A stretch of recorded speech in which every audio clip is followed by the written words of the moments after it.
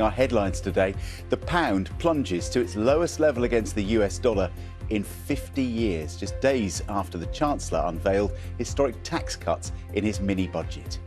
If the pound stays at this low level, the prices of things we import, including oil and gas, will rise.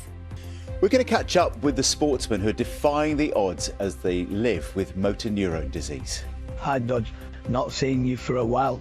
How have you been, you big giraffe? With one game to go before the World Cup begins, how Gareth Southgate's future's in the spotlight a year after leading England to the Euros final. Two teenagers have been charged with the murder of Kyrie McLean, who was stabbed outside a school in Huddersfield on Wednesday. The 15-year-old was attacked outside the school gates and died later in hospital. Police in West Yorkshire say that a 15-year-old and a 16-year-old boy who have also been charged with possession of a bladed article, will appear before Leeds magistrates today. In the largest survey of its kind, the Black Equity Organisation says that the majority of black people in the UK feel they've been discriminated against in the workplace. 61% of black Britons said they thought they'd been passed over for promotion or employment because of their race. For our first look through the morning's newspapers now, we'll start with the front page of the Metro. Tax wars is the headline after Labour opened the party conference with a promise, as we said, to reverse the government's cut in the top rate of income tax. The Guardian now also highlighting Sir Keir Starmer's pledge to reinstate the 45p tax rate for higher earners. The Mirror has an interview with the former footballer Gary Neville, who calls tax cuts for the rich immoral. He is due to make an appearance at conference.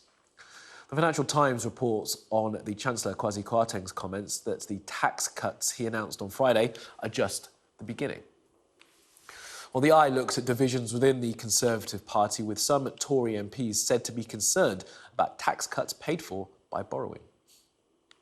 The Daily Mail leads with the headline, Kwasi's boost for families, while the Express says that Liz Truss is promising to build a world-beating economy. The Times says public sector workers face a 2-year pay squeeze. And the Daily Telegraph focuses on events in Ukraine with a warning that the White House will take catastrophic action if Russia uses nuclear weapons in Ukraine. While The Sun reports a reality star was allowed to wed a stranger on TV despite police complaints of his alleged emotional abuse. The deputy leader of the Labour Party, Angela Rayner, says that she is worried about online abuse aimed at This Morning hosts Philip Schofield and Holly Willoughby. The TV stars were targeted on social media over claims that they skipped the queue to see the Queen lying in state. And the Daily Star report on what they call Queuegate. That's when TV presenters Holly Willoughby and Philip Schofield allegedly jumped the queue of people waiting to see the Queen lying in state. Now, you can see those front pages again and read the stories attached to them by scanning that QR code that you see right now on your screen. That's going to take you to our website, where you will find our press review.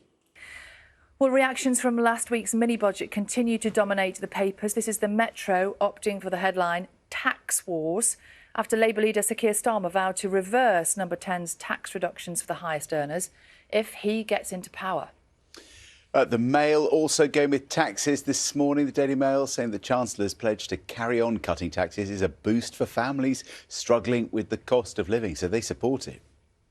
But the Eye talks of Tory jitters after Kwasi Kwarteng said he'd go further with his tax-cutting plans. The paper quotes backbench Conservative MPs who say there are definite concerns about the way the markets are reacting. And staying with market reaction, our top story this morning, the fact that the pound continuing to plummet overnight. That's one of the main stories featured in the online version of Singapore's English language newspaper, the Straits Times.